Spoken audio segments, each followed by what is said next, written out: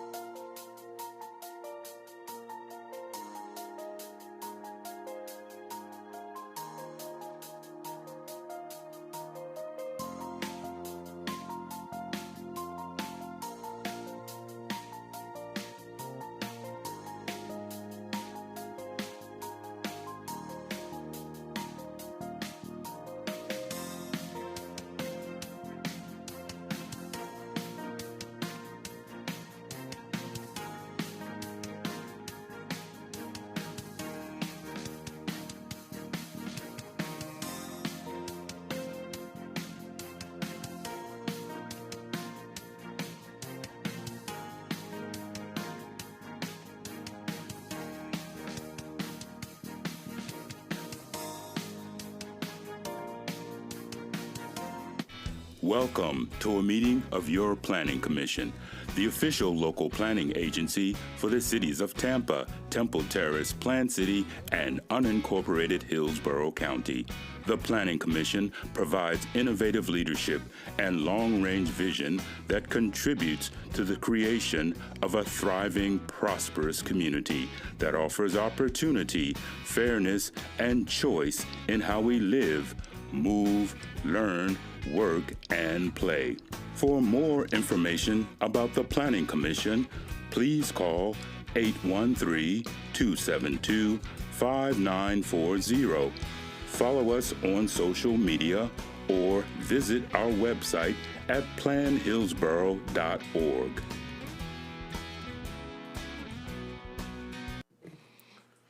Welcome, everyone, to the July 13th, 2026 public hearing of the Planning Commission on Hillsborough County Comprehensive Plan Amendments. We thank you for attending this meeting. Your comments and participation are encouraged.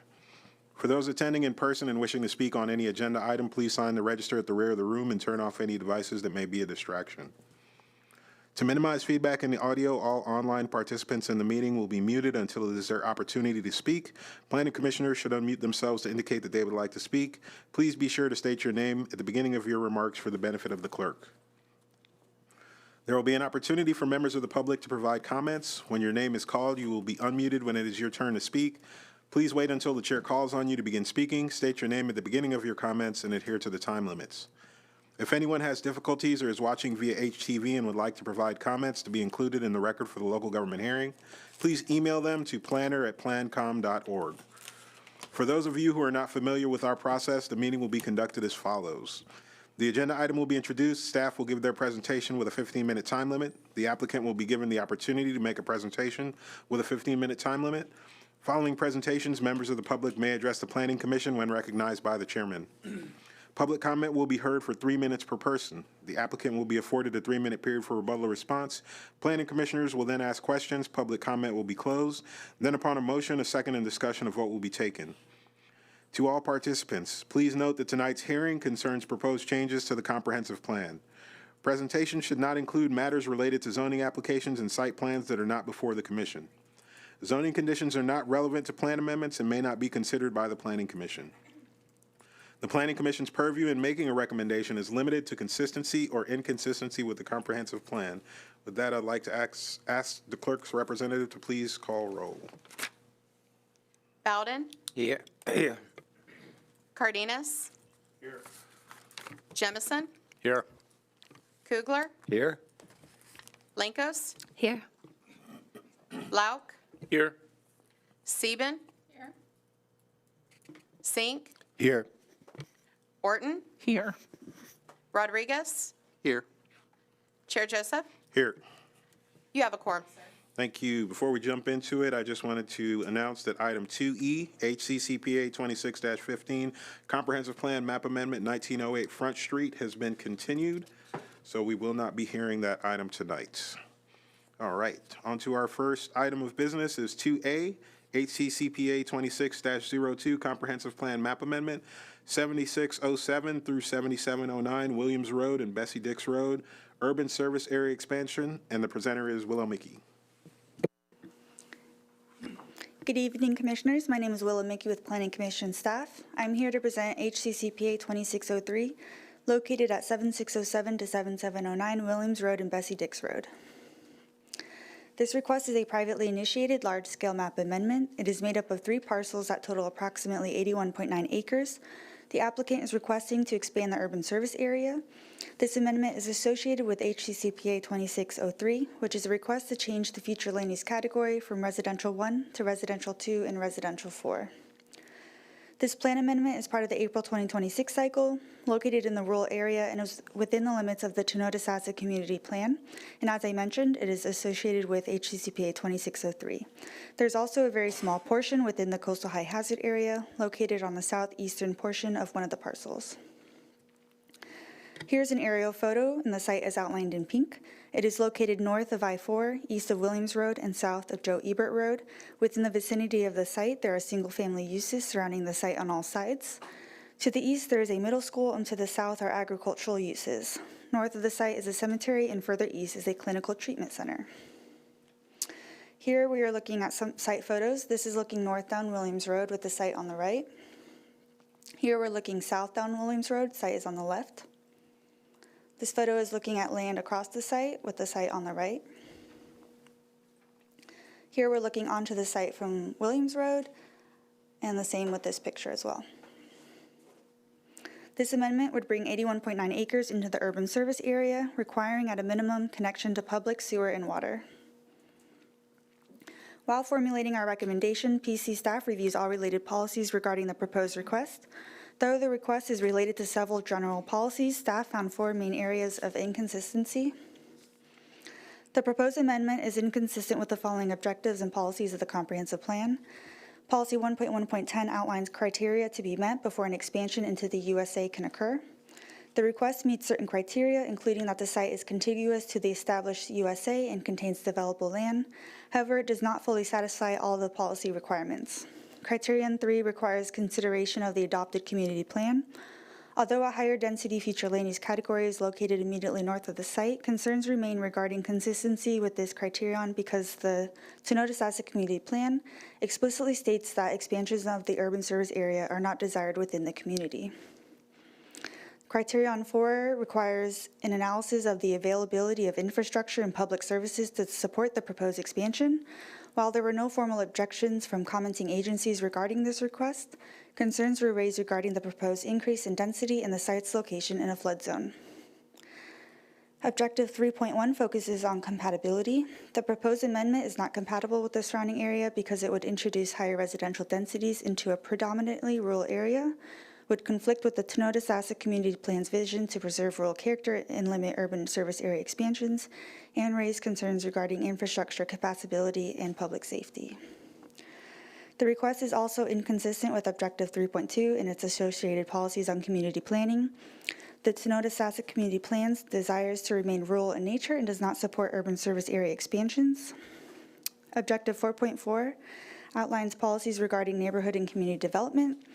The surrounding land use pattern is predominantly comprised of agricultural land, vacant parcels, and single-family residential uses, and reflects a largely rural development pattern. As the community desires to remain rural, this request is inconsistent with Future Land Use Section Objective 1.4.1 and Policy 4.4.1. With that, Planning Commission staff recommends that the proposed map amendment be found inconsistent with the goals, objectives, and policies of the unincorporated Hillsborough County Comprehensive Plan. That concludes my presentation. I'm here for questions. Thank you. Does the applicant have a presentation?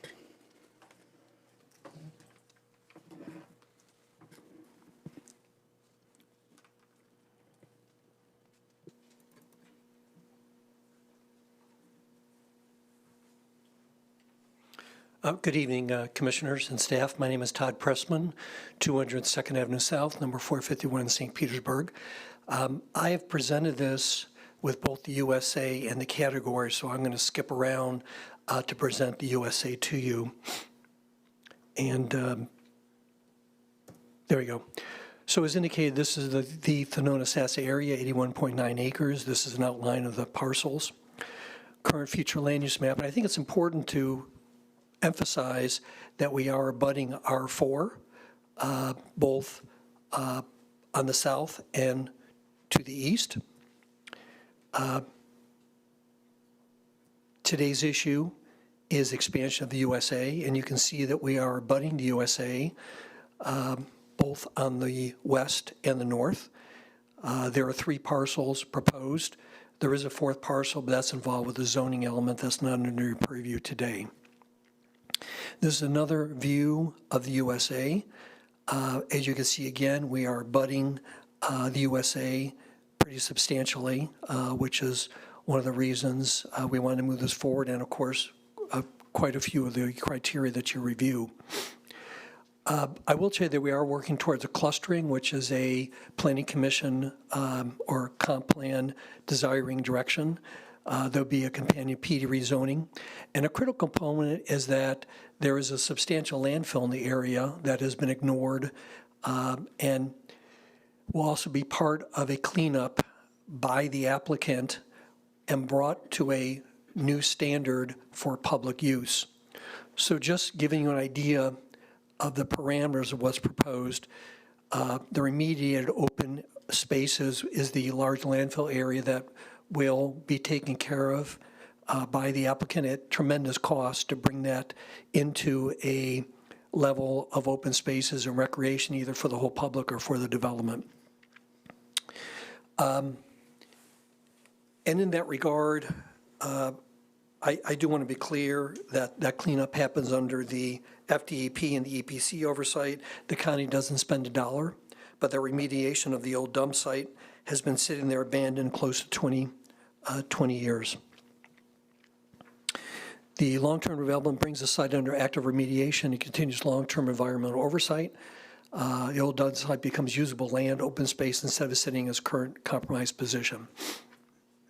Now, one very critical and probably the most important point to present to you is that there has been a movement officially by the county for the urban service area expansion, which was approved by the Board of County Commissioners to move forward with a study of the expansion of the USA, which was presented to the commissioners.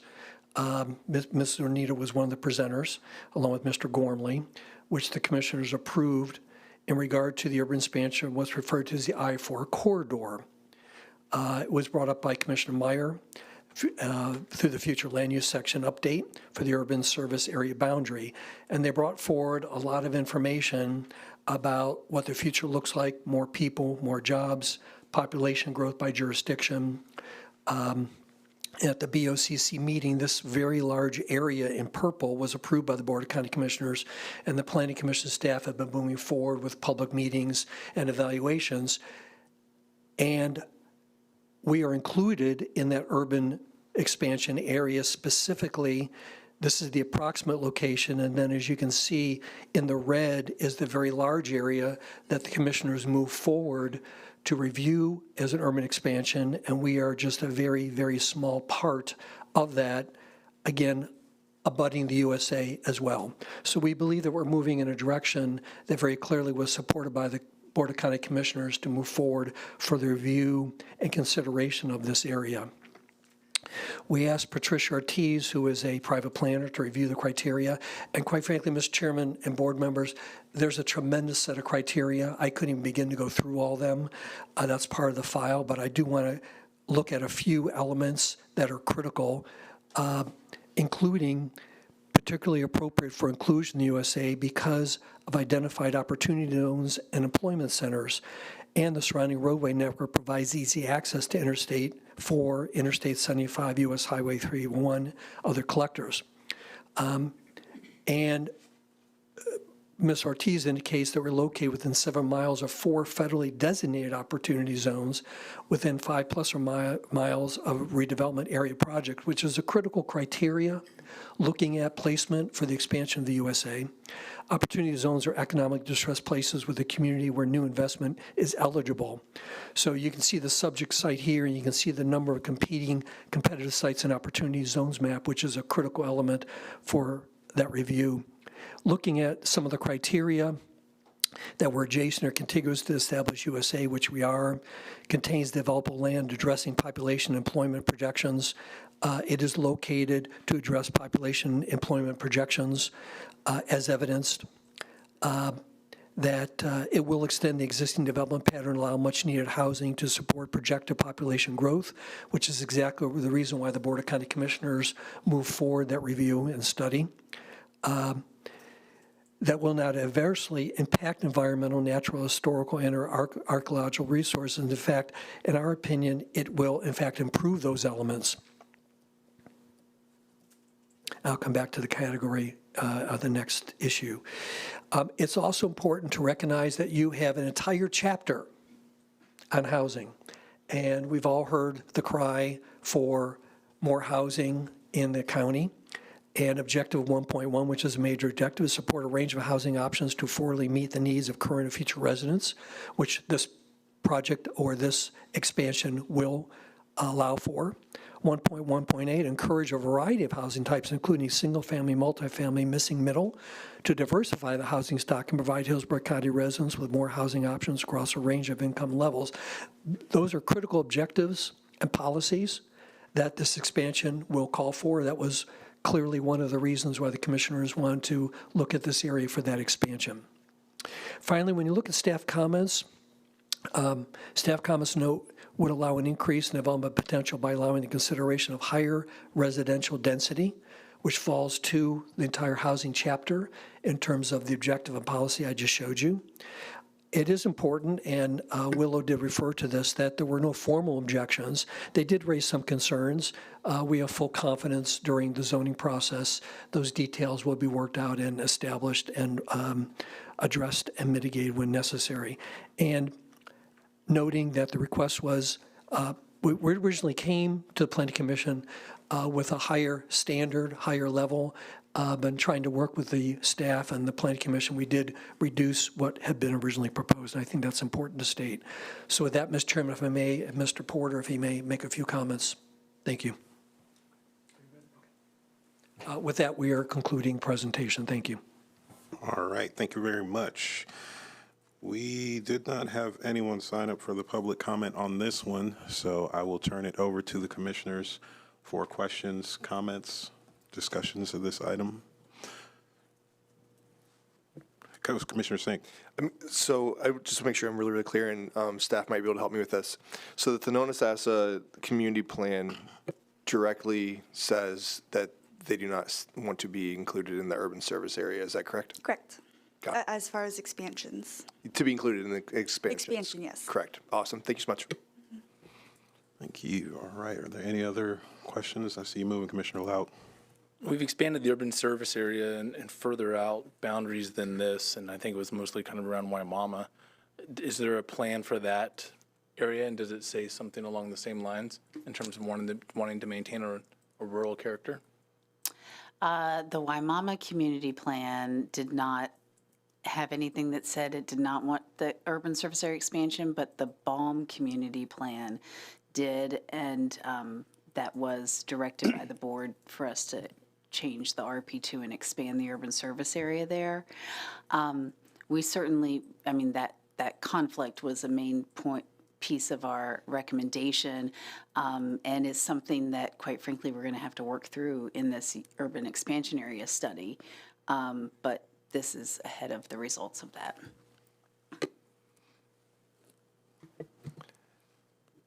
Good. Commissioner Singh? Oh, let me get Commissioner Kugler first. He was on, and I'll come back to you. Sorry. I'd read in the file that the transition to the adjacent residential area was recommended by staff to be other than CMU 60. What specifically was the recommendation other than the CMU 60? And was there any reaction to that? There was something in this that I'd read, made a note that said staff had considered recommending other than CMU 60. I'm not familiar with CMU 60. Yeah, that might be the city plan amendment where we recommended, that's later tonight, we recommended a transition on that one. Okay. Sorry, I may have the wrong Okay. file, sorry. Staff did recommend a down density. Yeah. On this one, the applicant said that staff made a recommendation, the applicant followed staff's recommendation, and then staff still came back and slapped them and said no. The original request was for residential 4 and residential 9. There was communication from staff that the urban service area expansion not being wanted by the Thonotosassa community plan would still be a part of our recommendation and findings. So that was still part of our analysis. And so that was definitely communicated to the applicant. Okay. And one more question from me. That Thonotosassa community plan is over 20 years old, you said, right? I'm not sure the date of. I think you said that in your presentation. It's 20 years old or something like that. I thought I'd heard that. I could be wrong. I don't believe so, but the most recent, however long ago it would be, is what I'm reviewing. When was the last time it was updated? Do you know? I'm checking for it. I'm just wondering because we seem to keep reaching way back for stuff. She's looking. So. 2004. 2004. Right. 22 years ago. I'm sorry. My mistake. But while that is a dated document, It is what is adopted in the comprehensive plan. Yeah, but it doesn't preclude. It says people 22 years ago didn't desire it. It doesn't preclude the development. Okay, so that's my point. It's 22 years ago, and it's not definitively saying the urban service boundary shall not be expanded in this area. It's saying people 22 years ago, with the information they had before the iPhone was invented, said, we don't think we want to be a part of future expansions of the urban service area. And it could be different now. It could be the same. I don't know. But I'm just making that point. Commissioner Singh. That's a really good point, and that's kind of where I was going to on it too, is when we do the USA or the review of expanding the USA, at that point, the residents of that area will be able to chime in and say, here's our opinion, this is what we want. And to preemptively do that before, we're so close to having that, and to get their feedback and input on it, that it seems like it'd be irresponsible to ignore what the current one is. And then it might change for them if the results of that survey come out that's saying that the residents of the area do. Commissioner Lau. Mr. Chair, you stole my thunder on the age of that community plan. It was going to be the exact question I was going to lead with, because it befuddles me that the community plan says that, yet we have no community pushback in the room. We've approved and had staff recommendation for consistency on items further out within the USA. And reading the staff report, it looks like the two key reasons staff is recommending inconsistency is, one, we're moving from Res 1 to Res 2 on the accompanying docket tonight, and then two, the Thonosassa Community Plan calls for the rural. This site is along the I-4 corridor, which is one of the areas that's open for expansion or conversation. It abuts the existing USA, and there's no community pushback. I'm wondering why, frankly, we have the recommendation for inconsistency when we've approved so many of these. Mr. Chairman, Let Ms. Ornita respond first, and then I'll let you. She always goes first. Yeah. Well, I don't know about that, but I just want to respond to that specific question. Some of those other amendments, for example, the one you heard a couple of months ago in the Lithia area, there is not a community plan for. So one of the criteria that we have to look at in the future land use element is that criteria that says the proposed boundary would be an extension of the existing development pattern or has a functional relationship to the development pattern of the surrounding area of the proposed site while ensuring the review of the adopted community plan guidance has occurred and addresses any conflicts. This was a conflict that we didn't see could be addressed. And so that is why we said it does not comply with criteria 3. And might I add, there's another criterion that I was mentioning with the availability of capacity and infrastructure, and we did receive concerns from agencies on the capacity of roadways and also services. So that's also another factor that we took into consideration. There's 7 different criteria, and so there was multiple that did not apply. All right, Mr. Pressman. Thank you, Mr. Chairman. I will let you know that I noticed 86 people, not once but twice. We've had no feedback or any communication of opposition. We also noticed for the zoning. So there's been 3 notices of that amount, plus 4 big white signs that have been right on the street front. So I would suggest to you that we have reached out for tremendous community response. Secondly, as indicated in the reports, the level of service on Williams Road is a B as in boy. So we don't foresee any level service issues in that regard. Thank you, Mr. Chairman. Thank you. All right, Commissioner Bowden. Mr. Pressman. Mr. Pressman, yeah. Question. Yes, sir. You mentioned opportunity zones. What is the date of that data? When was those areas, what is the date of those areas being designated opportunity zones? Is it the latest information, or what is the date of that information? The planner provided that, so I assume, well, they're certainly current at the moment. And the best answer I can give is they're current, and I can certainly go back and look at the report real quick and see if she indicates that. But those are current and active and opportunity zones and enterprise zones that are present, if that answers your question. It does to a point. It doesn't match my list here, but, okay. Okay, thank you, sir. Any other? Commissioner Kugler. And Mr. Pressman as well. Is there any funded infrastructure for this development, and or would the taxpayers be liable for the expansion of the USA? No, that would be borne by the developer. I can also tell you that the county already has a couple projects planned for bicycles and for pedestrian access points. That's already been in the works and already done. But all the expansion for this particular site would be borne on by the developer. The hookups, the Yes, water? Sir. Okay, yes, thank you. All right.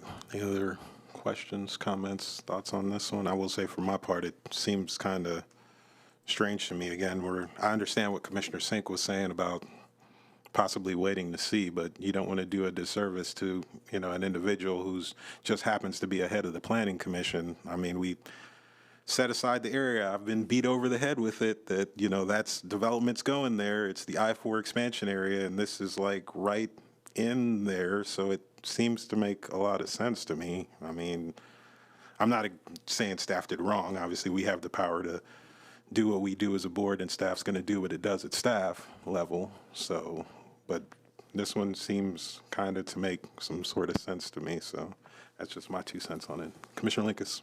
Chair Joseph, I really do understand the staff position on this because I think their charge is to really respect what the letter of the law says, and certainly with the community plan indicating, as it did, to limit the urban expansion area. However, I think that is kind of the unique role that we have here to balance and to offer another perspective that maybe responds to the more current conditions or current information, and to kind of arrive in those gray areas. And so, I absolutely think that what staff recommended makes sense from their task here, but I see this as a rapidly changing, rapidly growing area that's under review for major changes. And then I also think the landfill and the opportunity to kind of address that is important here. So, and we're not talking about a big jump either. So this is not a radical change. So I'm inclined to agree with you, and I think this could make a lot of sense here.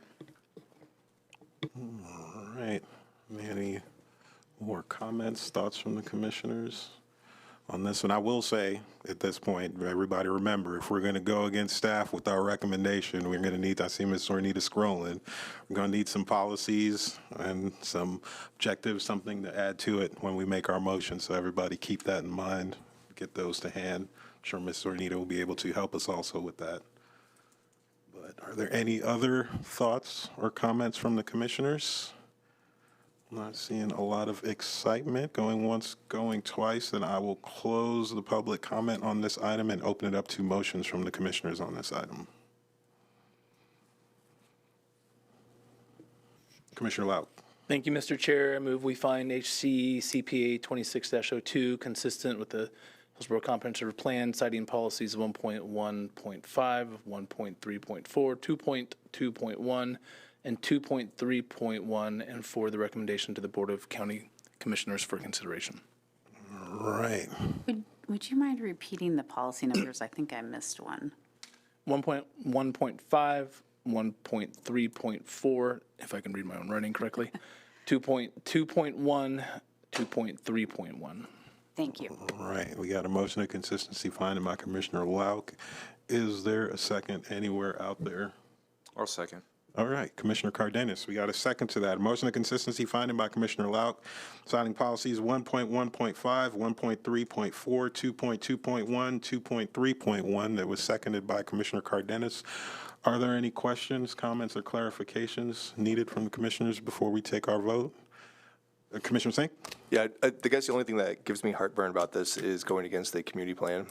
But I guess in that same realm, and staff can help me understand this too, what is considered old, and then how often and how are we charged with updating these community plans? Like, if we're saying they're no longer valid because they're 20 years old, then do we have a process for which to make sure that they don't become too old, that we determine that they're not valuable, I guess is my question. So The Board of County Commissioners gives us direction on which community plans they want us to update and in what order. So for example, we're updating the Riverview Community Plan right now because there was a project that spurred that update. This one is being looked at as part of the urban expansion area. So it kind of depends on the pressure and the dynamics, and then the board gives us direction to do that. The best practice would be for them to be updated on a 10-year basis because they are mid-range planning documents within the longer range planning framework. And so, but it's adopted. And so that's, from staff standpoint, we have to look at all of the parts of the comp plan that are adopted. Correct. So I understand, so staff does their job, which is to, here's the facts, it either meets it or doesn't, understand that. So it is kind of a self-inflicted wound that we're not updating all these plans every 10 years. So that's what leads us to these hairier situations, is because they're not updated, and then we have to question what their validity is at that point. Okay, I just wanted to get clarification. I appreciate it. Good question. Good question. Commissioner Bowden. Yeah, I have a conflict on 4 different items. One is the infrastructure there, and according to, the different departments, fire, infrastructure, and also the community plan. And finally, the list of quote-unquote opportunity zones, and I have a current list of opportunity zones which doesn't include that. So, I've got kind of a disconnect in regards to saying, yeah, let's move forward on this. All right. We still have that motion to the floor, consistency finding by Commissioner Lauka, second to that by Commissioner Cardenas. Before we take our vote, going once, going twice, are there any thoughts, comments? Not seeing any, I'm going to give it to the clerk for a roll call on this one. Bowden? No. Cardenas? Yes. Jamison? Yes.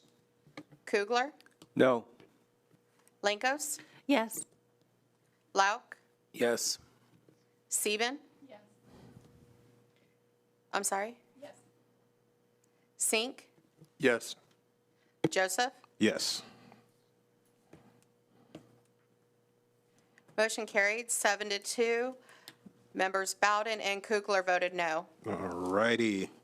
All right. Next up is the other part to this one. Item 2B, HCCPA 26-03 Comprehensive Plan Map Amendment 7607 through 7709 Williams Road and Bessie Dix Road. And the presenter is again Willow Mickey.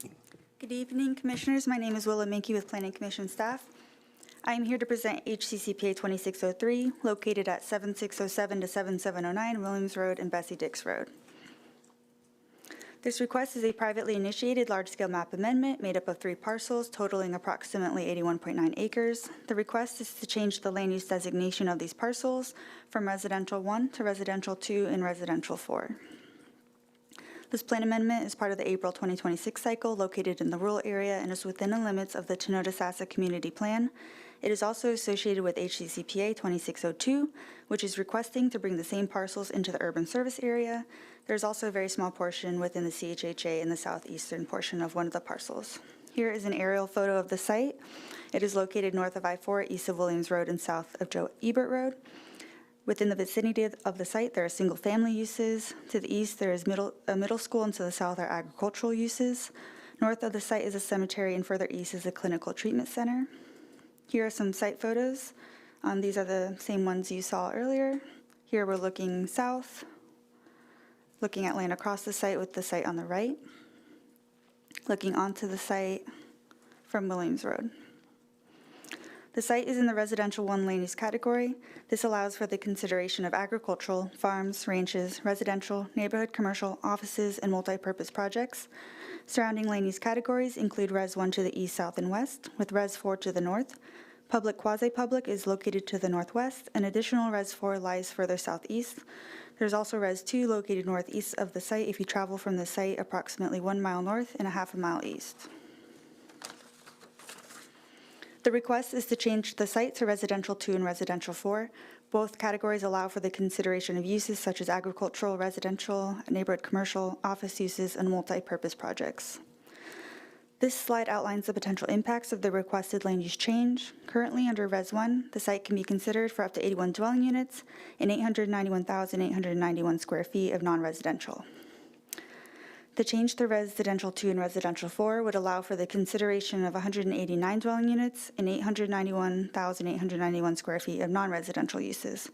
The proposed amendment will result in a potential increase in development potential by allowing consideration of higher residential density and potentially greater intensity. The potential increase in intensity is attributable to the higher square footage cap associated with the proposed land use designations. The proposal has been reviewed by the commenting agencies, which you can find in your packet under the agency review section. There were no objections. However, the Community and Infrastructure Planning Department commented that based on the traffic analysis they conducted, there is not an adequate capacity to accommodate the additional trips generated by the proposed future land use categories in the future scenario for most of the segments.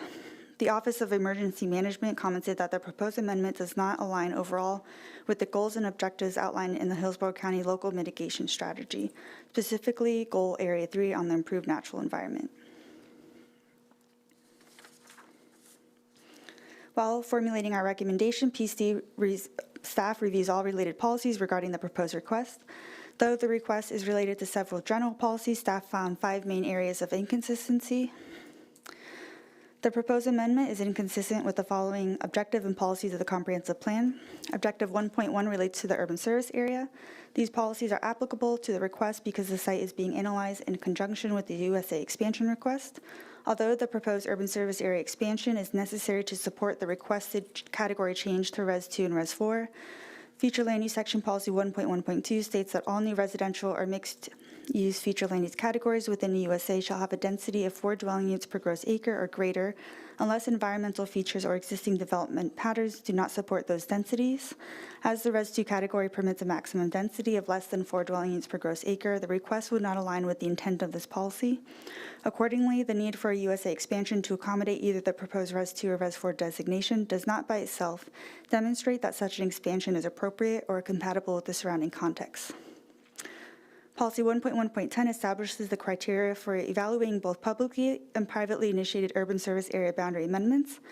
Because the proposed USA expansion is found to be inconsistent with these criteria, the requested future land use amendment to support the expansion is also not supported.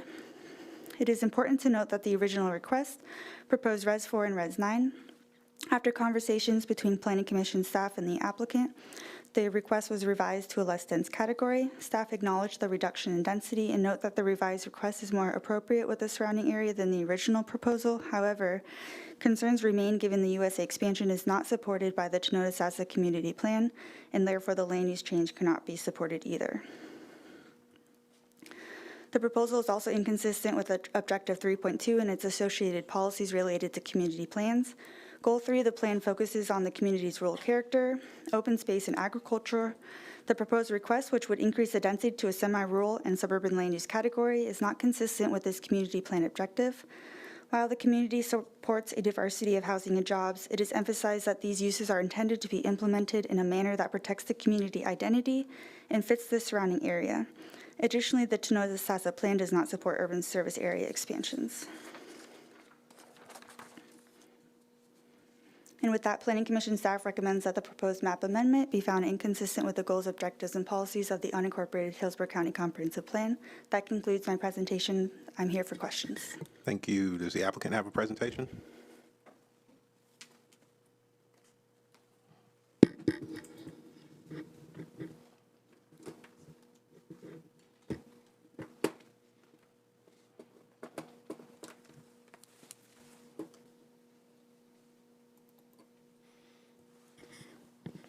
Thank you, Mr. Chairman and board members. For the record, Todd Pressman again, 200 2nd Avenue South, number 451 in St. Petersburg. I think we begin with this current future land use map, which shows R4, a large area R4, abutting the site, and R4, as you can see, further to the southeast. Today's issue is seeking to change R1 to R4, which is abutting R4. On the south side is R1 to R2. that will be a clustered area. And I only mention clustered because it is a comprehensive plan directive where there's a desire to cluster homes and units of residential and leave a lot of open space. So, of course, we're always looking to take direction from the comp plan and zoning, which I'm not talking about zoning, but we always look towards those directives as good planning elements. And has been discussed a little bit, we came in under our original application at a much higher or higher categories, and in the desire always to work with the staffs on all applications, we did lower it, although that still did not satisfy staff in their consideration, not a complaint. I just want to make you aware that we had downranged the density from original application. So again, we're abutting the USA, of course, and you've seen these. I want to show this not as a site plan, but I want to show, when you look at the middle, that remediated open spaces, that's a very large area that will not be developed for residential. Then, of course, you see the wetlands and the ponds. So a very large area of this will not be developed, and that's why we moved to the clustering, so we leave a lot of open space that hopefully can be turned into some recreational. We like to do ball fields. We like to do docks and walks and exercise tracks, depending upon how remediated it can be.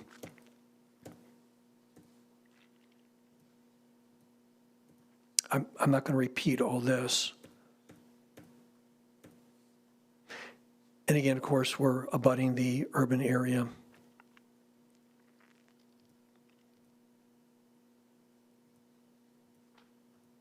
So in regard to category changes, again, there's a tremendous amount of criteria, and I couldn't possibly in 15 minutes even go through them all and review them all, but I think there's some that really stand out, particularly 2.1.3, that the central location with easy access to I-4, I-75, and 301 is ideal for suburban density and intensity. The land use reclassification is appropriate considering it aligns with public health concerns and supports a focused development pattern which encourages economic growth. And I should have introduced this as the private planner that we asked to look at the criteria, respond to them. She's an AICP planner and does a really good job with these things. Policy 3.1.3, that the density increase as proposed are appropriate considering the history of the land and the character of the community and in harmony with the planning reports to prepare for continued population expansion within the unincorporated county. The intent is to provide homes for existing and expanding population as appropriate considering growth management strategy and proximity to existing and planned employment centers. I think that's a particularly strong element, and the direction is the location elements, transportation elements. The land use amendment extension the USA has proposed will allow for development of similar intensity and density as that which exists in the area. The planner also notes that the proposed land use amendment is unique because it includes lands that have been used as a landfill. A lower intensity land use R2 is proposed for the folio numbers, the southern half, which contain the areas of the landfill. This will increase open space and respect the historic character of the Thonotosassa community while ensuring public safety. And again, you have the housing chapter and quite a few elements in the housing chapter. I do want to indicate to you that Mr. Michael Yates, who's a transportation planner, did review this, and he responded that he considered a positive transportation report in that under the LOS reported by the county, Williams Road from Sly Avenue to Joe Ebert is a current LOS, as I mentioned before, B as in boy, and that under the 2017 Hillsborough Vision Zero Action Plan, there is a improvement project 696-76329, that will implement safety improvements along school routes, particularly Jennings Middle School and along Williams Road, which will be passing the site on its western boundary. So I do want to make note of that as well. And then as I indicate, I will say again that, we noticed 86 persons in the radius of 500 feet twice. Notice, big notice signs, 4 of them, which are right on the main road, Williams, and we'll be sending out zoning notices as well. So with that, we appreciate your attention and consideration. Thank you. Thank you. We didn't have anyone sign up in the public comment for this one, so I will turn it over to the commissioners for discussions, thoughts, questions. Not seeing much excitement. I will go once, go twice, and I will close the public comment on this item and open it up to motions from the commissioners on this item.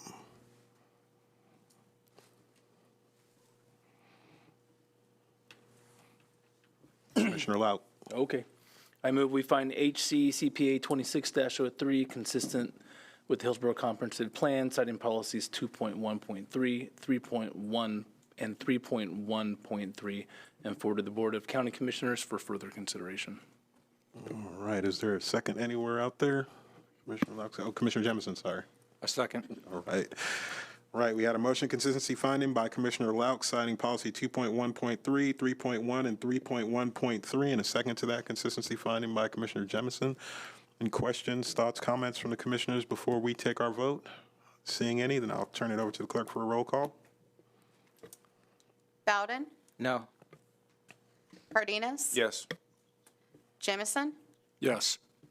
Kugler? No. Linkos? Yes. Lauk? Yes. Sieben? Yes. Sink? Yes. Chair Joseph? Yes.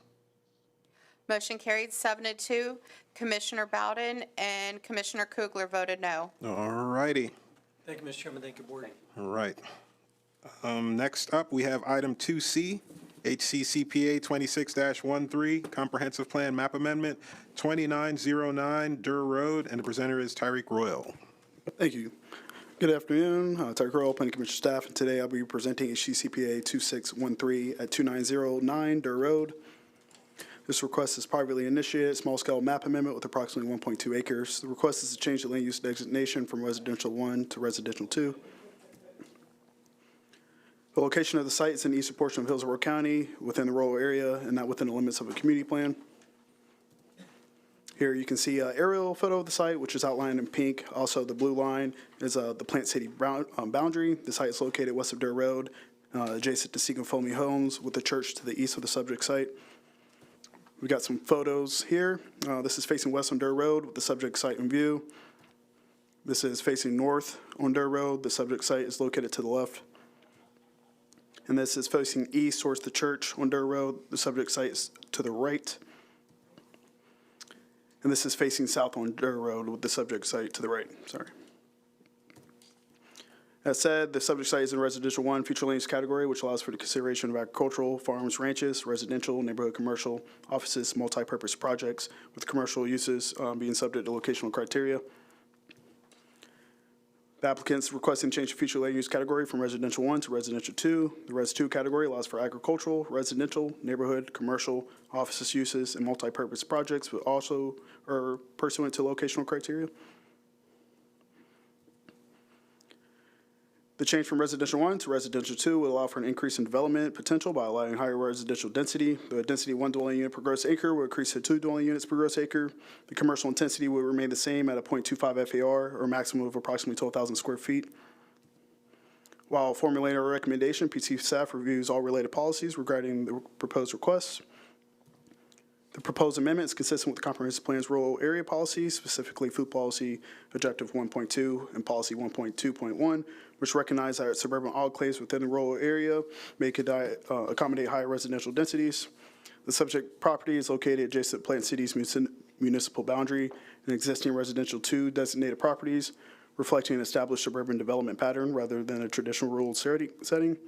Consistent with FLU policy 2.3.2, the proposed density is based on gross acreage with actual development potential to be determined through future site-specific review. The amendment is also consistent with FLU objective 3.1 and policies 3.1.2 and 3.1.3. APA represents compatible increase in residential density that extends existing rural residential 2 development pattern, provides an appropriate transition between the rural area and more intensive development within Plant City. Finally, the proposal is consistent with FLU Objective 4.1 and policies 4.1.2 and 4.1.1 because any future land rezoning and development on the property must comply with the Comprehensive Plan, Land Development Code, and all applicable county, state, and federal regulations, ensuring orderly and compatible development. With that, Planning Commission staff finds the proposed map amendment consistent with the goals, objectives, and policies of the comprehensive plan. I'm here for any questions. Thank you. Does the applicant have a presentation on this one? Yep. All right.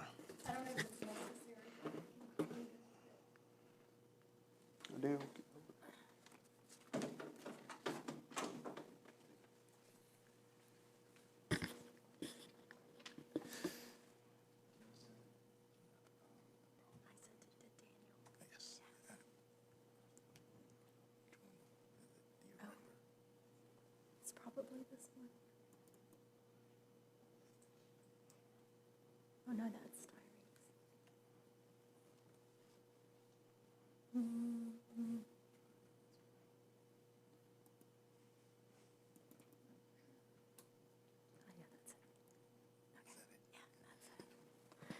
Thank you. My name is Lindy Long, and I'm the property owner at 2909 Durr Road.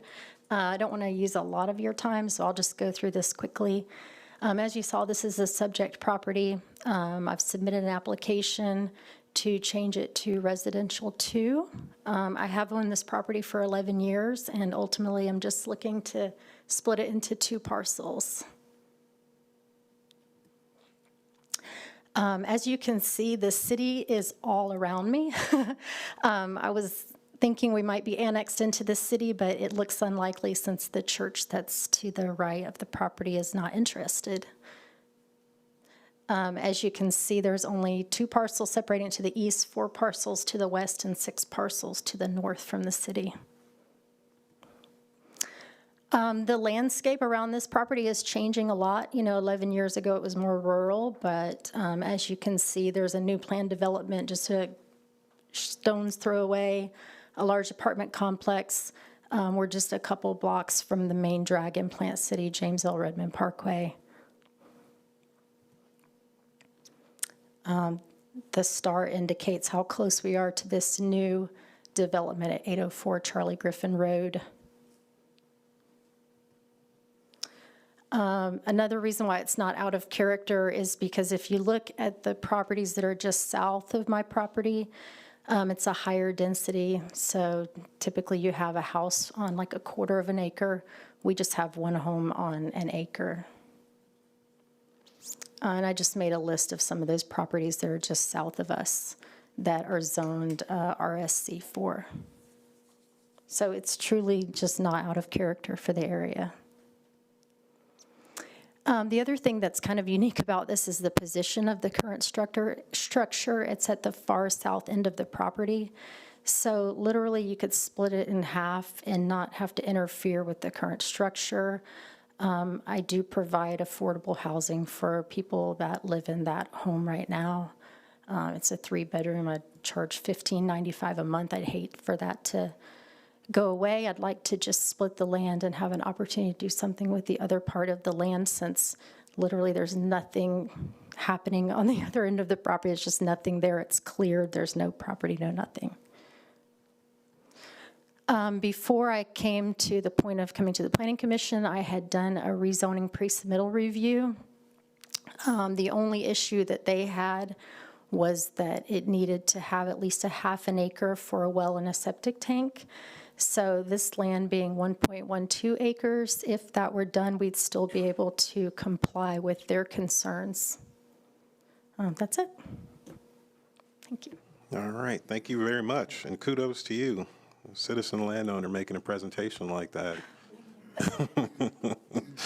All right. We did not have anyone sign up in the public comment for this one, so I will turn it over to the planning commissioners for questions, comments, thoughts, discussions on this one.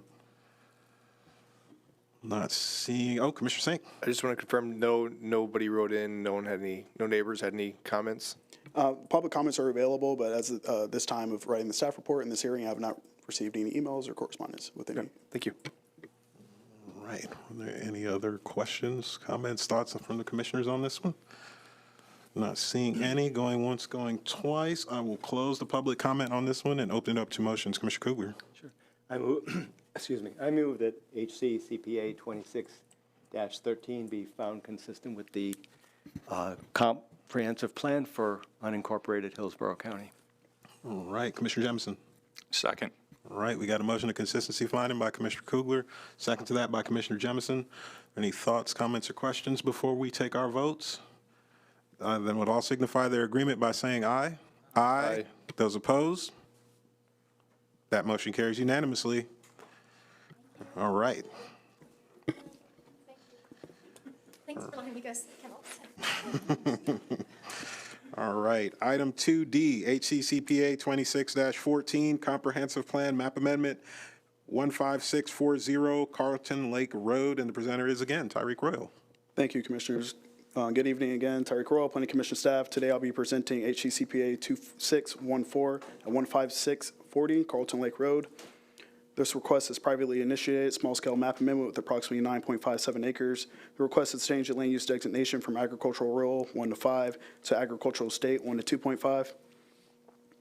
The location of the site is in the southeastern portion of Hillsborough County. It's within the rural area, located within the limits of the BOM and South Shore area-wide systems community plans.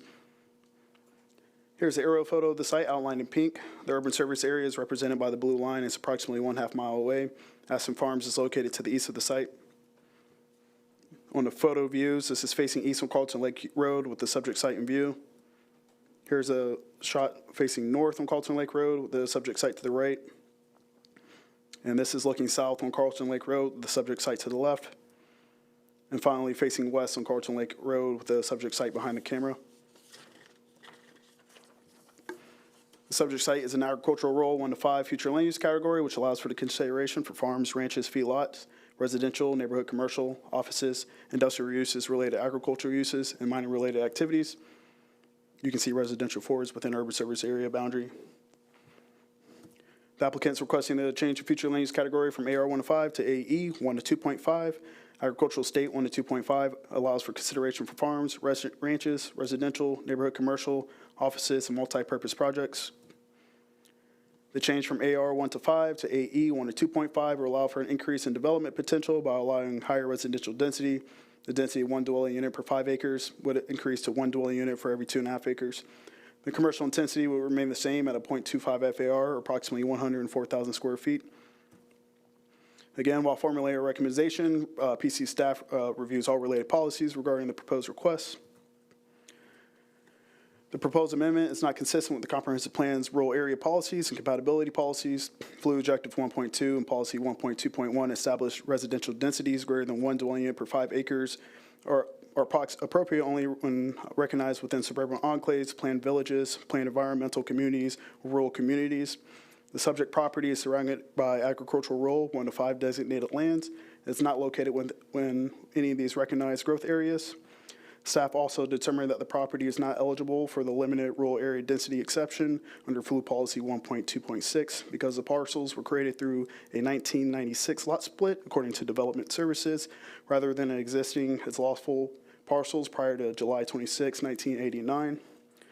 Consistent with Policy 2.3.2, maximum densities is based on the site's gross acreage. Additionally, Flu Objective 3.1 and Policies 3.1.2 and 3.1.3 require that increase in densities be compatible with the surrounding development and provide appropriate transitions between land use intensities.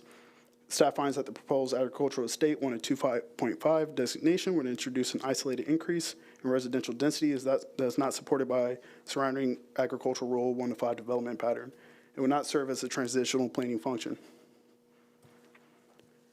The proposed amendment is also inconsistent with Comprehensive Plan's implementation framework adopted by the BOM Community Plan. Flu Objective 4.1 and its associated policies establish that development and future land use decisions should be implemented in a manner that's consistent with the comp plan and the County Land Development Code. Because the requested future land use amendment is not consistent with the rural area and compatibility policies of the comp plan, it does not support a framework of orderly growth and is envisioned by these implemented policies. Goal 1 of the BOM Community Plan emphasizes preserving the community's rural area and maintaining residential densities of 1 dwelling unit per 5 acres or less. The proposed agricultural estate 1 to 2.5 designation would allow for a greater residential density than contemplated by the community plan and would not further its vision of preserving the rural development pattern. With that, Planning Commission staff recommends that the proposed amendment be found inconsistent with the goals, objectives, and policies of the Hillsborough County Comprehensive Plan. And I'm here for any questions. Thank you. Thank you. Does the applicant have a presentation? Good evening. Isabel Albert with HAV 1000 North Ashley Drive. I'm here representing the property owner, the Louders, who are here tonight. And they did most of the work themselves up to now until they got the staff report, and they asked for some help. So basically, what we have really are two properties. These two properties, one of them is 5 acres in red, which the Louders own, and then there's the blue property, which is not owned by them, but it's shortly smaller than 5 acres. And what they've done and how they ended up here was, as you heard in 1996, this is something that you see throughout the rural area. Your parcels will get split off, but by deeds. So they write the deed to split off a parcel. They either give it to a child or whatever. But this is something that you see sometimes in a rural service area. And then here we come 30 years later. The Louders just last year, at the end of last year, filed for a parcel certification.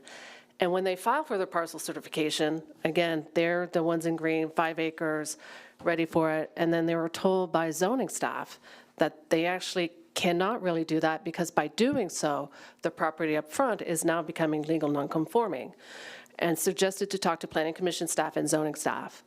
And so clients have met at the end of around December last year. They did meet with Jillian Massey, and who has helped a lot and have looked at this in all angles. They've tried to look at the legal nonconforming use criteria, but they met everything except the date, the 1989 date.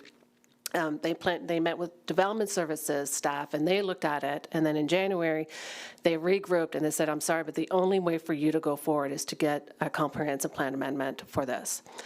And they did warn they did give the heads up to the client, says, but you're requesting 1 unit to the acre, which we usually don't support that in the rural area.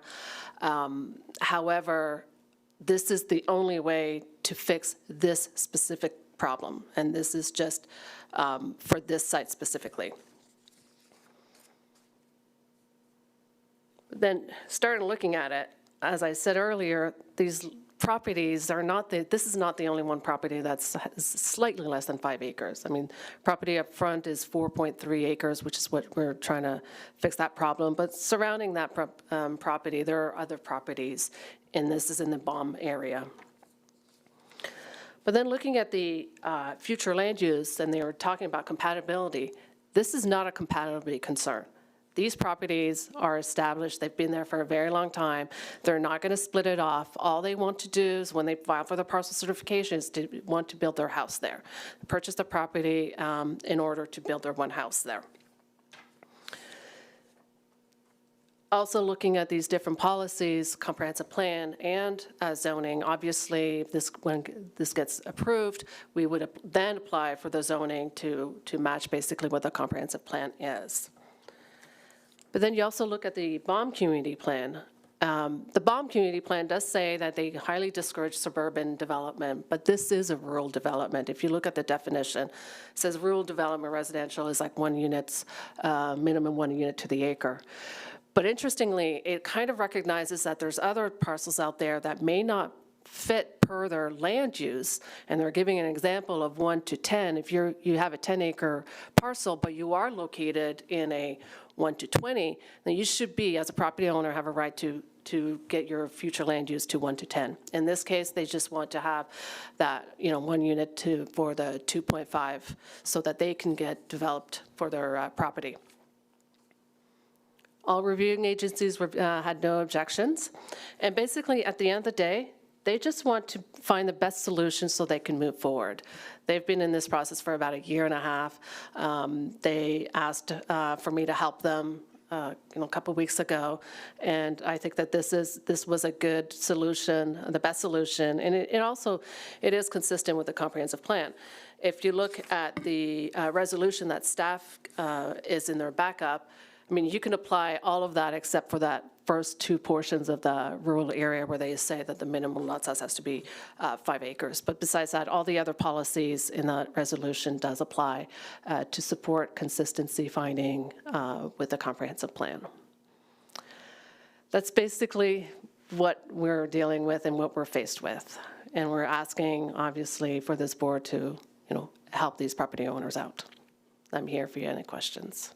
All right. We didn't have anyone sign up in the public comment for this one, so I will turn it over to the commissioners for questions, comments, discussions, thoughts on this one.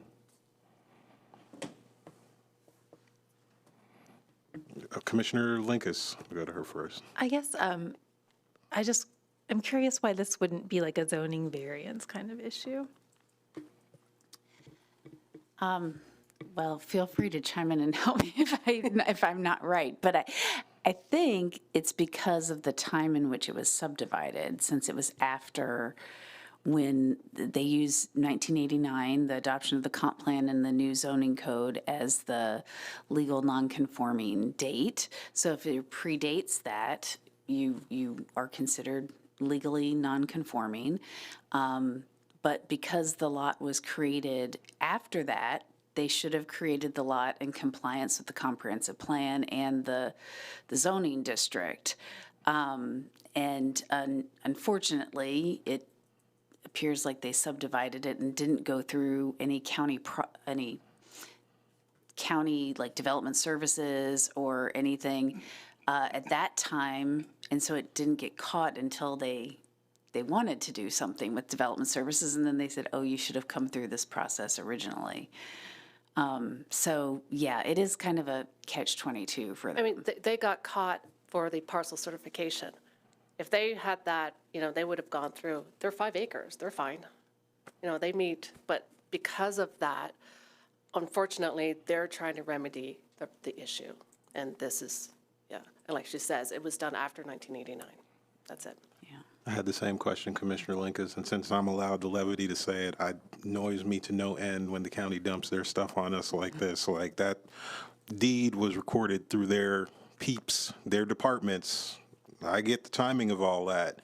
And ultimately, at the end of all this, they're the final decision maker, the Board of County Commissioners. I don't understand how Development Services neatly just goes, oh, go ask the Planning Commission about this. Like, I get the procedure, I hear that, but and this is just a personal thing. Everybody can dump on me. It's just me speaking, no one else. But I find that very annoying when they do stuff like that.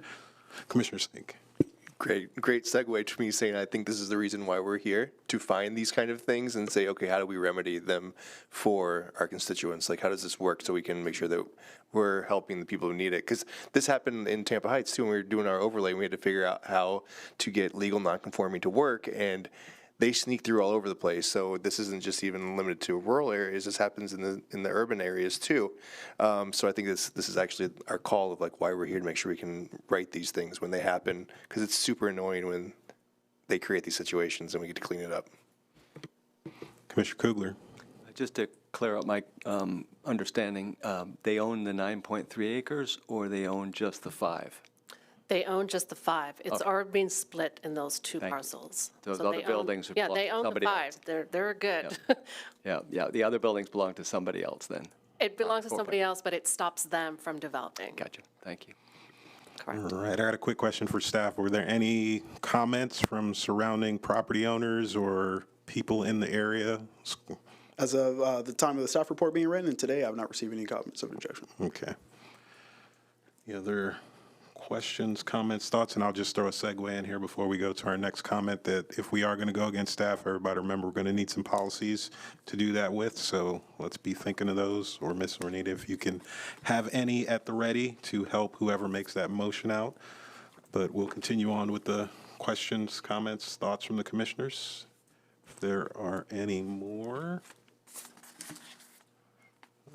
I'm not seeing Commissioner Linkus. Yeah, I guess I would be looking for language that would support sort of these odd situations. I'm not sure offhand where to look for that, and I don't know if there would be something like that. Ms. Ornita looks like she might have something. Well, I think the broad rural area objective, 1.2, and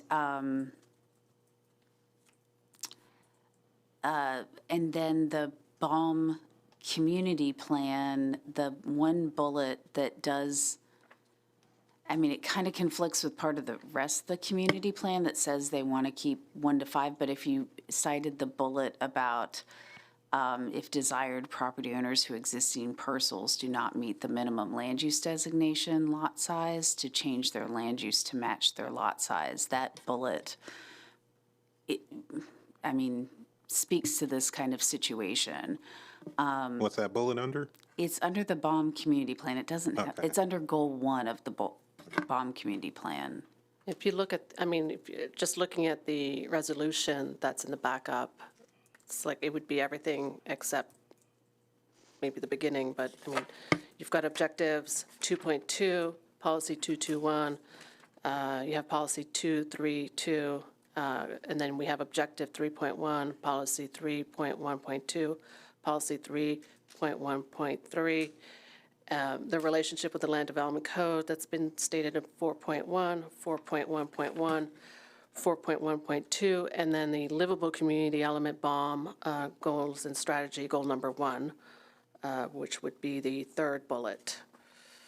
But overall, yes. All right. If that helps. There's some ideas out there.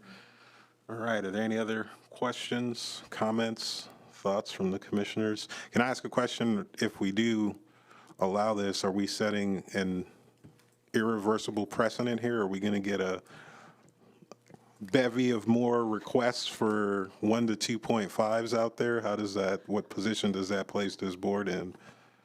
Well, I don't think it's every case is taken on its own merits, and I don't know the fact set around some of those other properties that Ms. Albert identified, whether or not they've been in existence since prior to 1989. They may all be legal nonconforming. I have no idea without doing the research on them. So, but I do think in recognizing, one, if there were others with a similar fact set, it might,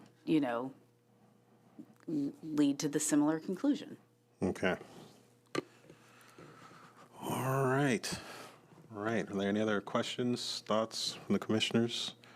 Not seeing any, then I will go on ahead and close the public comment on this one and open it up to motions from the commissioners on this item.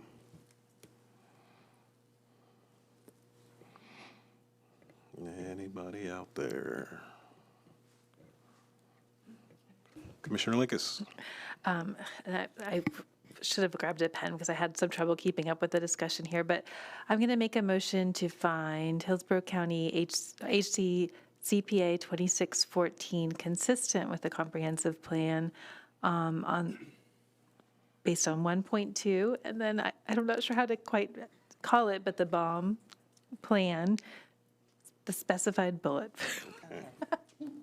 We'll say goal 1, bullet number 3. Thank you very much. Sure. Second. All right, we have a motion of consistency finding by Commissioner Linkus, citing policy 1.2 and goal 1, bullet 3 of the BOM community plan. Second to that motion by Commissioner Lauk. Are there any questions, thoughts, or comments before we take our vote? I'm going to turn it over to the clerk for a roll call on this one. Bowden? Yes. Cardenas? Yes. Jamison? Yes. Kugler? Yes. Linkos? Yes. Lauk? Yes. Sieben? Yes. Sink? Yes. Chair Joseph? No. Motion carried 8-1. Chair Joseph voted no. All right, 8-1, you got it. It's not done yet. You still got to go to the Board of County Commissioners for the final decision. We're just a recommending body. All right. Next up, we have item 2F, HCCPA 26-16, Comprehensive Plan Map Amendment 12401 North 22nd Street, and the presenter is Alexis Myers. Good evening, Commissioners. Alexis Myers, Planning Commission staff. I'm here to present HCCPA 2616, located at 12401 North 22nd Street. This is a privately initiated map amendment that is small in scale and approximately 13.83 acres. The applicant is requesting to change the future land use category from residential 20 to residential 35. This is the general location map. It is in the urban service area within the limits of the University Area Community Plan. It's located east of North 22nd Street and south of University Club Drive. Here is the area of the site. The site is outlined in pink, and a blue dotted line indicates the Tampa jurisdictional boundary. The subject property is the Villas at Unison Senior Living Facility. The site is in the Centers and Connections, FEMA Flood Zone X, and has wetlands on the property. The Seacoast at Upton Oaks Assisted Living Facility is located to the west, and additional group homes are also to the northwest across North 22nd Street and further southeast.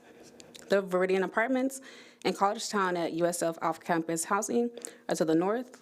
The Park at Orvieto Apartments are to the west, and more multifamily uses are located east and south. The James A. Haley Veterans Hospital is to the northeast, and additional public, quasi-public institutional uses are located to the south and southwest. University of South Florida is to the east across Bruce B. Downs Boulevard. Single-family uses are to the east and further north. And lastly, University Mall and the Sunray Cinema movie theater is directly south. Here's some photos of the site. This is looking at the subject site from North 22nd Street. This is also looking at the site from North 22nd Street. This is looking south from North 22nd Street to University Mall. The subject site is to the left. And this is looking east from North 22nd Street to the multifamily uses. The subject site is out of frame. And this is looking north from North 22nd Street. The subject site is to the right. Currently, the future land use designation is residential 20. The Res 20 designation allows 20 dwelling units per gross acre and a maximum floor area ratio of 0.75. The Res 20 category allows for the consideration of agricultural, residential, neighborhood commercial, office uses, multi-purpose projects, and mixed-use developments. Other future land use categories shown in this map include Innovation Corridor Mixed Use 35, and Office Commercial 20 to the south, and Residential 6 to the east. The applicant is proposing to amend the future land use category to Residential 35, which allows 35 dwelling units per gross acre, or a floor area ratio of 1.0. The Res 35 designation allows for the consideration of agricultural, residential, neighborhood commercial, office uses, multi-purpose projects, and mixed-use developments. Non-residential uses, not part of a vertically integrated building, shall meet established locational criteria. Next are the impacts. As far as existing conditions, currently under Res 20, the site could consider up to 276 dwelling units or 451,826 square feet of non-residential uses. Under the proposed Res 35 designation, the site could consider up to 484 dwelling units or 602,434 square feet of non-residential uses. The proposed amendment will result in an increase in development potential by allowing higher residential density and non-residential intensity. The following policies were considered by Planning Commission staff in evaluation of the amendment. While formulating our recommendation, PC staff reviews all related policies regarding the proposed request. Staff found four main areas of consistency. The proposed amendment is consistent with the following objectives and policies of the comprehensive plan. The request is consistent with the intent of future land use section objective 3.1 and policy 3.1.3, as it would allow for additional residential density in a manner that is integrated with surrounding uses while maintaining compatibility and protecting community character. It meets the intent of policy 3.1.2, as the Res 35 designation allows for appropriate extension of the county's future land use framework and would allow for additional residential opportunities in an area planned and suited for urban growth while maintaining consistency with the surrounding land use pattern. The request is also consistent with Objective 4.4 and Policy 4.4.1, as the uses in the area create an appropriate context for accommodating higher density residential development while maintaining compatibility with the surrounding community. Goal 2 of the University Area Community Plan seeks to eliminate obsolete and incompatible land uses while encouraging redevelopment that contributes to the long-term revitalization of the community. This amendment supports the plan's vision of promoting more efficient land use patterns, expanding housing opportunities, and encouraging redevelopment of underutilized properties. And with that, Planning Commission staff recommends that the proposed map amendment be found consistent with the goals, objectives, and policies of the unincorporated Hillsborough County Comprehensive Plan. Thank you. Thank you. Does the applicant have a presentation? Good evening, Cammie Corbett with the law firm of Hill, Warden, Henderson. I do not have a separate presentation. I think Alexis did a fine job of presenting this to you. This is an existing senior living facility, and with the change in density from the R20 to R35, it'll allow us to revitalize these buildings and also use them for multi-generational tenants, whether they be students or families or seniors. With this current density, we're capped at the senior living, and so this will facilitate the redevelopment of this property. And we'd respectfully request your finding of consistency, and I'm here to answer your questions. Thank you. All right. We didn't have anyone sign up in the public comment for this one, so I will turn it over to the commissioners for questions, comments, discussions, thoughts on this. Not seeing a lot of action, then I will go on ahead and close the public comment on this item and open it up to motions from the commissioners on this one. Sure. Commissioner Kugler. Yes. I move that we find HC CPA 26-16 consistent with the comprehensive plan. All right. Is there a second out there anywhere? Second motion. All right. Motion of consistency finding by Commissioner Kugler. Second to that by Commissioner Bowden. Are there any thoughts, questions, comments before we take our vote? Not seeing a lot of excitement. Then we'll all signify their agreement by saying aye. Aye. Those opposed? That motion carries unanimously. All right. Next up, that's it. We are done with items for our Hillsborough County public hearing. So at 7:23, I will adjourn the Hillsborough County public hearing and read us into our City of Tampa public hearing, if everybody will bear with me for just a moment. Welcome, everybody, to the July 13th, 2026 public hearing of the Planning Commission on City of Tampa Comprehensive Plan Amendments. We thank you for attending this meeting. Your comments and participation are encouraged. For those attending in person and wishing to speak on any agenda item, please sign the register at the rear of the room and turn off any devices that may be a distraction. To minimize feedback in the audio, all online participants in the meeting will be muted until it is their opportunity to speak. Planning commissioners should unmute themselves to indicate that they would like to speak. Please be sure to state your name at the beginning of your remarks for the benefit of the clerk. There will be an opportunity for members of the public to provide comments. When your name is called, you will be unmuted when it is your turn to speak. Please wait until the chair calls on you to begin speaking. State your name at the beginning of your comments and adhere to the time limits. If anyone has difficulties or is watching via HTV and would like to provide comments to be included in the record for the local government hearing, please email them to planner@plancom.org. For those of you who are not familiar with our process, the meeting will be conducted as follows. The agenda item will be introduced. Staff will give their presentation with a 15-minute time limit. The applicant will be given the opportunity to make a presentation with a 15-minute time limit. Following presentations, members of the public may address the Planning Commission when recognized by the chairman. Public comment will be heard for 3 minutes per person. The applicant will be afforded a 3-minute period for rebuttal or response.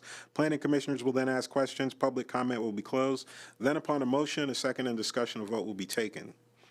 To all participants, please note that tonight's hearing concerns proposed changes to the comprehensive plan. Presentation should not include matters related to zoning applications and site plans that are not before the commission. Zoning conditions are not relevant to plan amendments and may not be considered by the Planning Commission. The Planning Commission's purview in making a recommendation is limited to consistency or inconsistency with the comprehensive plan. And with that, I'd like to ask the clerk to please go ahead and call roll again.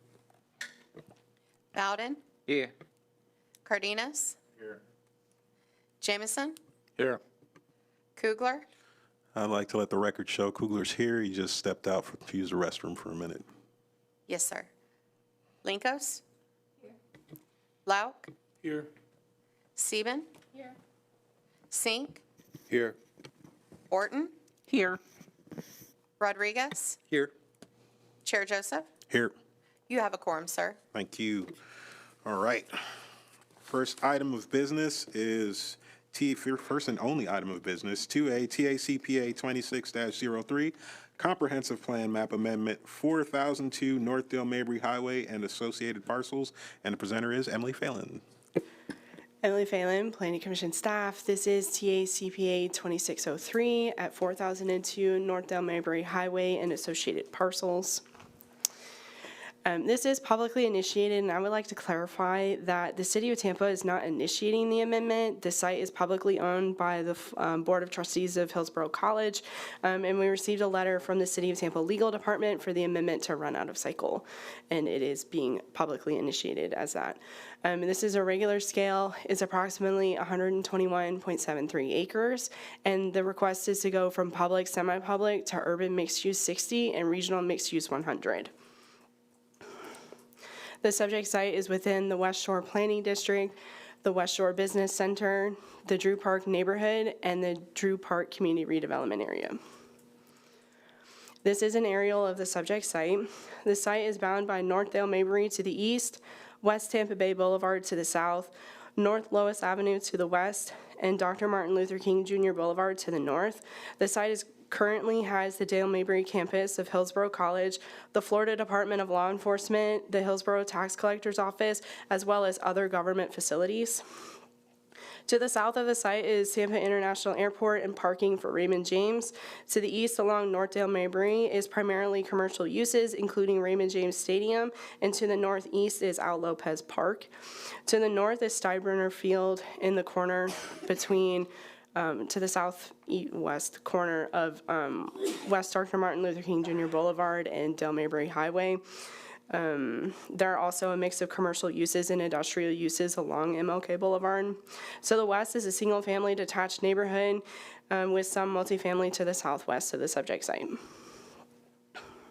This is looking north on Dale Mabry Highway. The subject site is on the left. This is looking south on North Lois Avenue at the subject site. This is the tax collector's office. This is looking east on West Lois Avenue at the subject site. This is FDLE. This is looking south on West Tampa Bay Boulevard at the parking for Raymond James, and the subject site is in the rear. This is looking east from North Lois Avenue towards West Kentucky Avenue at some of the single-family detached uses, and the subject site is to the rear. And this is looking west on looking east on West Dr. Martin Luther King Jr. Boulevard at the commercial uses, and the subject site would be on the right. This is looking south on North Dale Mabry Highway. You can see Steinbrenner Field, and the subject site is in the rear of the site, like way down there.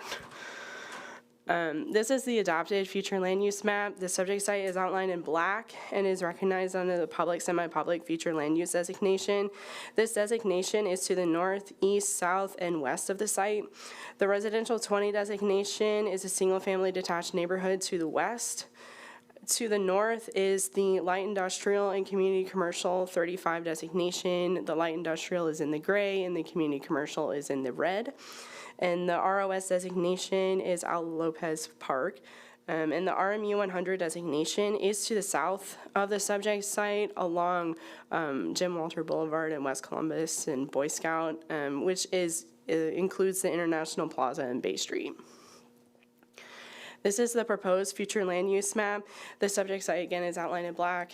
It's primarily represented with the magenta color, which is the Regional Mixed Use 100 designation, and there is a sliver that is a lighter color, which is the Urban Mixed Use 60, which is adjacent to the Residential 20 designation.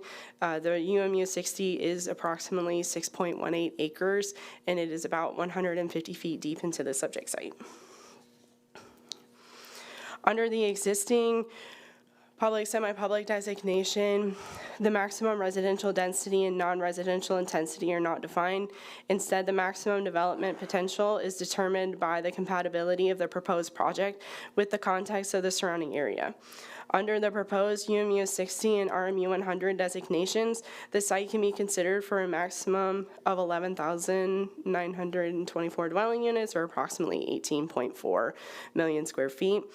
The amendment would define residential and non-residential maximums and promote a mixture of uses. It would also remove the requirement for public, semi-public uses to be on the site.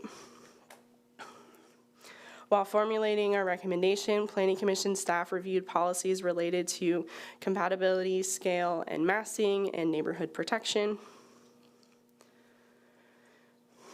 Planning Commission staff finds the proposed amendment consistent with promoting mixed-use development by providing an opportunity to support the current and future transit investments along these corridors and additional opportunities to support residential and employment growth in the West Shore Business Center. Compatibility and neighborhood character is aimed at protecting existing residential areas while ensuring new development is compatible with the neighborhood. And additionally, new housing is encouraged by the comprehensive plan to ensure an adequate supply of housing is available to meet the needs of Tampa's growing population.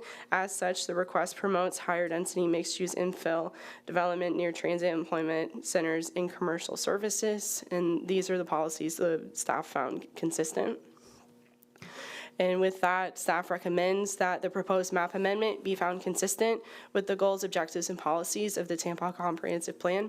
That concludes my presentation, if you have any questions. All right. Does the applicant have a presentation? Yes.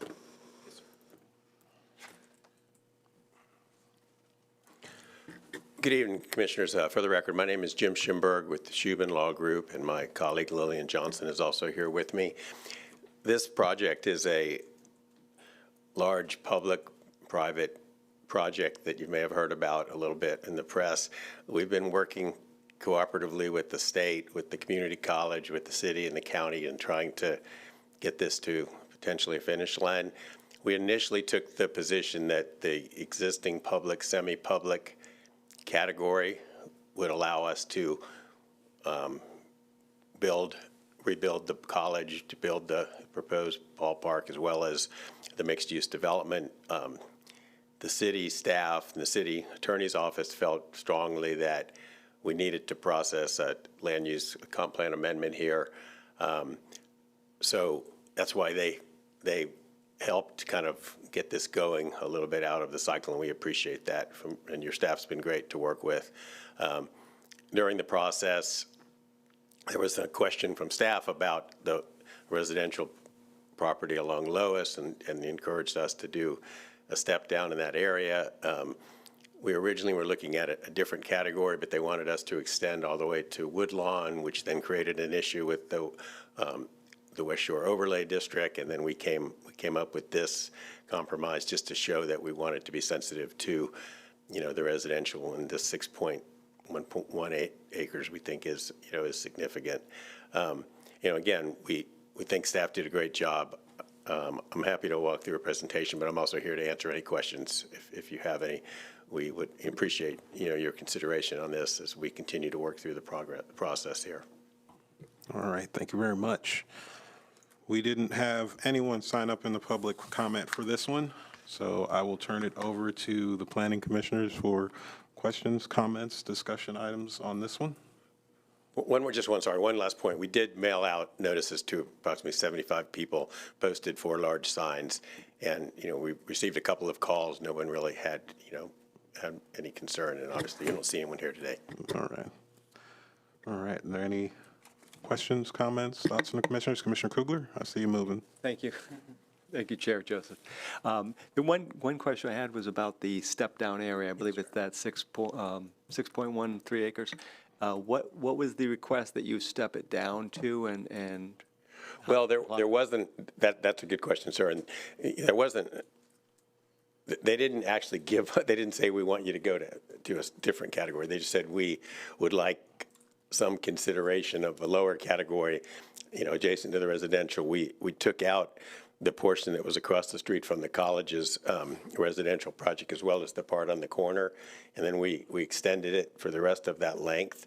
Like I said, we originally were looking at a different category, but then when we looked at the compatibility with the West Shore Overlay District, it didn't, because we have a CI zoning district, and so there's a lot of complications. And again, we wanted to show that there is an effort there, and again, we're talking about 150 feet adjacent to Lois, so we hope that will show that some good faith there. And again, there's a lot of this project's going to be developed over a number of years, and but yeah, that was the thought process. Was they worked with us and they encouraged us to do that. The original application was just for the RMU 100 for the entire 121 acres. Oh, thank you. So it really wasn't a step down of height. It's not height, because really the height buffering. No, the height in the area is really going to be determined by the FAA and the Aviation Authority. So it's really more just intensity. Okay. It's a lower FAR. Okay, so that 6.18 or whatever it is, roughly is a buffer area with different, not height buffer, but other kind of buffer. With an intensity, yes, sir. Intensity, thank you. All right, Commissioner Orton. I just wanted on the record that the maximum residential units was 11,924, which generates 2,361 elementary school students, 1,038 middle school students, and 1,610 high school students. So that would require a brand-new elementary school or two. All right. Are there any other thoughts, questions, comments from the commissioners? Not seeing any at this time. Going once, going twice. I'm going to close the public comment on this one and open it up to motions. Commissioner Lau. Thank you, Mr. Chair. I move we find TA CPA 2603 Comprehensive Plan Amendment consistent and forward to the City of Tampa City Council for further consideration. Commissioner Kugler. And I second that. All right, we have a motion of consistency finding by Commissioner Lauk, a second by Commissioner Kugler. Are there any questions, comments, thoughts before we take our vote? I'm not seeing any. Then I'm going to kick it over to you for a roll call on this one. I'm not touching this one. Bowden? Yes. Cardenas? Yes. Jamison? Yes. Kugler? Yes. Lauk? Yes. Linkos? Yes. Sieben? Yes. Sink? Yes. Chair Joseph? Yes. Motion carried 9-0. All righty. Thank you all very much. Have a great evening. Thank you. All right, that was our last item of business. So at 7:38 p.m., this City of Tampa public hearing is adjourned. Good night, everyone.